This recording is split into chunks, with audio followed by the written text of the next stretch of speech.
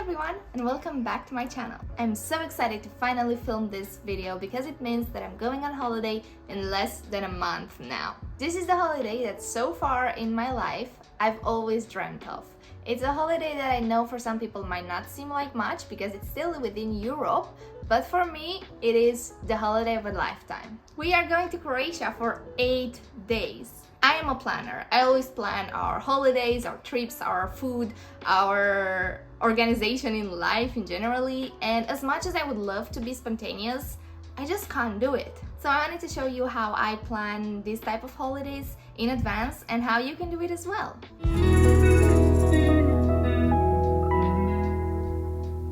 It might seem overwhelming at first because there are a lot of things to organize and a lot of things that you have to think about. But as long as you take them step by step and you're organized and you have a plan, it's much more easier than it looks like. If you want to know how much exactly we spend for everything, watch until the end because there is actually a breakdown of all of our costs now that the holiday is fully paid for, and I'm gonna leave that for you at the end of the video. You'll also see that I use Notion quite a lot to plan our holidays because it's an app that I can always have on me before I go on holiday when I'm home and I can organize everything and sit down and plan stuff. But also when I'm actually there, I can just quickly open Notion app on my phone and I will have a breakdown of like food recommendations, tickets and everything like that. So for our holiday, we are four people. It's me, my partner, and another couple that we're super close friends with. And this is my first advice. Don't go on holiday with someone that you haven't ever been together with for a long period before. Like if you have friends that you get along with, try to test it out first. See what types of activities you like, what types of food you like.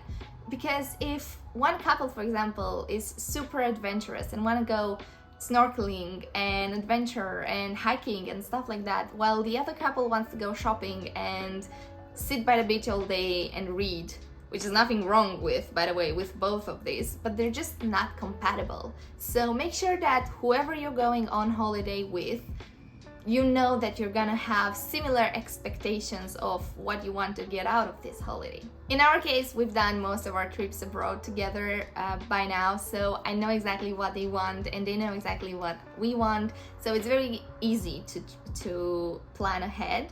And that also gives me as a planner the flexibility to pick and choose activities without always having to consult with any of them because they trust me and they know that whatever I choose and whatever I decide in the end that we're gonna do, that's gonna work for them as well. So it's almost like I'm drafting this itinerary and then I'm giving it to them for like a last final approval, but I'm never like picking activities and always have to check in with them along the way. I also want to mention that our holiday is not the 7-day lie by the beach type of holiday.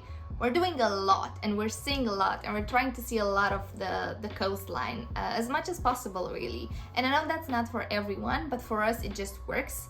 We've done like city breaks in the past when we've stayed in the same place for 4 days and it was just, I wouldn't say boring because it wasn't boring. We've done a lot, but it wasn't just as adventurous and as nice as we did when we rented cars and explored the whole country, which is why we're gonna do this now. It also involves quite a bit of driving, which I have to thank my partner for willingly doing for us. But it also involves relaxation. It's not just driving and walking and visiting places. It has a mix of both. Okay, enough with the disclaimers, let's just start this. First of all, and the most important and crucial step, without which you cannot really start planning anything, especially a holiday, is research. And that's why probably you're here as well. Blogs, articles, blogs, Instagram, Google Maps, randomly scrolling on Google Maps. These are all very, very important steps. I usually, first of all, watch a lot of vlogs and read a lot of articles on the overall experience of Croatia or any other country before I plan, because then I know exactly what my expectations are, what type of holiday is it gonna be. Are we gonna visit a city? Are we gonna visit a whole country? Are we gonna go by the beach, by the mountains? Can we rent a car? Are we gonna use public transport? Like, these are all questions that I have to ask myself before starting to plan this, so that I know exactly what type of holiday we're gonna do. For us, it was a choice after doing my research of opting for a city break sort of holiday where we would have gone more inland, and the sort of a beach coastal type of holiday we would have explored the entire coast. And we chose to go with the coast because that's a type of holiday we've never done before since we started going abroad. So we decided we're gonna do that. Okay, now that you have a bit of an idea of what your expectations are of that holiday, what I do next is I plan the itinerary day by day. Think about the period of time that you might want to go and plan ahead based on that. If you're gonna go in high season, expect crowds, expect things to take a little bit longer to get to, expect also higher prices and less options for accommodation because they're all gonna be probably booked out in that peak season. If you wanna go off peak like we are doing, expect less crowds, smaller prices, but also more availability on accommodation, but more uncertain weather. You're never gonna know if you're gonna get that perfect like July and August weather, but for us that wasn't that important, so we decided we're gonna go off season at the end of August, beginning of September, so we're still gonna get a little bit of that peak season, but not the entire week that we're gonna be there. We will be staying 8 days, so I made a list of all the things that we must visit during those 8 days. So for us that was Dubrovnik, Split, the Plitvice lakes, I know I'm not pronouncing that right probably, sorry about that, and an island. So this was 4 of the main attractions that we had to visit, and they're all pretty much very far off on the map. But this is what shaped my itinerary. We also didn't want to stay in the same place for more than 2 days, so that also helped me because I knew I had 3 days that we wanted to stay on an island and then a maximum of 2 in any other places. This is where having a map comes in handy, and I mean an actual map where you can draw on it and like draw lines and see what makes sense, because you have to think about what logically makes sense for you. You're not gonna go from south to north and then west and then go back south and then go back north. You're gonna have to create a sort of path and journey that takes you along the places that you want to go to, but in a logical and time-effective way. I also tried to see at the beginning where the main airports are and if it makes sense for us to fly in and out of the same airport or if you're gonna choose different ones. So in our case, we're actually flying into Split, which is sort of the central location, and then we're flying out of Dubrovnik, which is very, very south. And that made sense because we can start from the center, we can go up towards the northeast, then go back at the central point to go to the islands and then go back further down south and leave from there. Driving distances for these cities is less than 3 hours between each of our stops, so we shouldn't have to drive for longer than that every day. After you know where you'll be roughly, it's time to book your flights. Ideally within Europe, I usually try to keep my flight prices below £150 return. Unfortunately, in this trip, for some reason, our return flight just wouldn't go down. It stayed at £200 for the 7 months that it took me to plan this, and I've always had my alerts and I've always kept an eye on it to see when it would drop, but it never did. So we ended up paying almost £300 for our flights, which was not ideal. I actually hated this because I know that I've flown in the past with like £30 return, so having to pay £300, that's like a ticket that can get you to Asia, and I'm using that for a 3-hour trip down the road to Croatia. So it just didn't make sense, but sometimes things just don't go out as you plan them, and that's fine. You just have to make sure that if you have a fixed budget, you cut from other things and you make a compromise. About transportation, which is the next thing on your list. For us, it made sense to hire a car because there were 4 of us. So local transportation was not as fast and as reliable, and splitting the car in 4 just made sense from a financial point of view as well. Luckily, my partner is an amazing driver and the 3 of us are very good passengers, and he doesn't mind driving and we don't mind being in a car for a long time doing every day. We hired a car from an agency that would allow us to use the ferry to cross to the islands, and also we picked a medium-sized car and not an SUV or a large sort of car because, a very important tip, Don't do that unless you know that you're gonna be doing some sort of like off-roading, or you're gonna go to the mountains or something like that. Because we were in Portugal and we picked this nice SUV car so we would all fit in comfortably, but the car didn't have enough power to climb up the hills of Portugal, and also it was horrible to go with the car in Lisbon and in Porto when the roads are like tiny, like super narrow. We were all out of our windows trying to make sure that we don't scratch the cars. And if you do end up with a car that is bigger than what you thought, please get an insurance, because it's gonna make your life way easier. You're just gonna be less stressed. We didn't, and we were stressed for the entire time we took the car out. Once this is all set up, you need to book your accommodation, and with accommodation, the sooner the better. I planned this holiday 7 or 8 months in advance, so I had all the options I could think of, and I wasn't forced to choose what was left. I personally use Airbnb most of the times, and if it's not available, I go to booking.com. The fact that we're only staying one night in most of the places wasn't very helpful, because the most beautiful places that I saw had either a 3 or 4 minimum nights rule, and we just couldn't do that. We couldn't stay that long in one place, so that left me with less options that I wanted. But we managed to find some really affordable places, especially since we're not going to be spending that much time in any of them really, apart from the island. Accommodation can vary a lot in price, from hostels to hotels to luxury resorts if you want.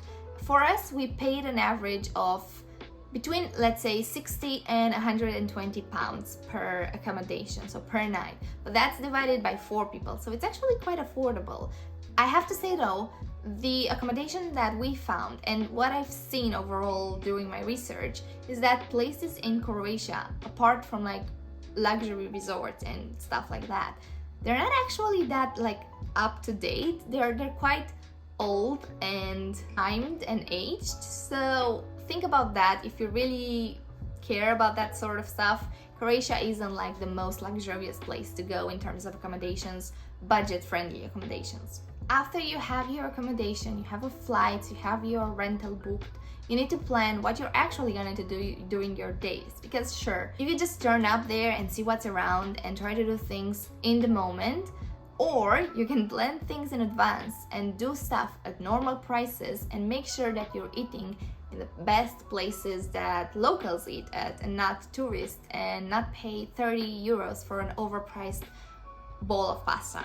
This is very much based on your preferences. What do you want to do? Do you want to walk a lot? Do you want to see nature a lot? Do you want to visit museums and stuff? Or do you want to do beach activities? Do you want to book tours and guided tours and walks? Or do you want to do everything by yourself? Airbnb has a range of activities to book, but this is the one place that I allow myself to be a little bit more spontaneous. So apart from our day at the lakes and a boat trip for one day that we rented through Airbnb, I didn't actually choose a lot of activities because we want to do a lot of walking and we want to do a lot of stopping in different places and go to swim and just make sure that we have this flexibility. Because if I book everything in advance, thinking about the fact that we don't actually want to see and do a lot of sightseeing and stuff, that would have given us less flexibility of stopping along the way and going into the water at like random o'clock. When it comes to food, however, I have an extensive list. I love to make sure that we're eating at the places that locals eat, that we're not going to the touristy places. And how I do that is basically through a lot of research. I start by vlogs, but what I've seen in a lot of vlogs is that people just stop by on the main street, and I don't want us to do that. I want to go to the hidden spots and to the places that are gonna be affordable, because as I said, I don't want to pay an overpriced price on something that is just a normal piece of food, but it's that price because of the location. Unless I'm going there on purpose for the view or something like that. The more authentic and family-owned a restaurant is, the less likely chances you have or of actually finding a website or an English website. It's usually just a Facebook page at best. And I just make sure that I write all of these recommendations down. I try to have a look at the menu as well if it's available online, because the 4 of us, we have very different dietary preferences, and I have to make sure that we can all find something to eat from that menu. and then I just highlight the ones that really stood out to me, that have that something special, that you liked something on the menu, that have something traditional or authentic, or something that you always wanted to taste. And just make sure that that is on top of your list. I have made a list of all the top places that I want to eat in all of the big cities that we're gonna go through.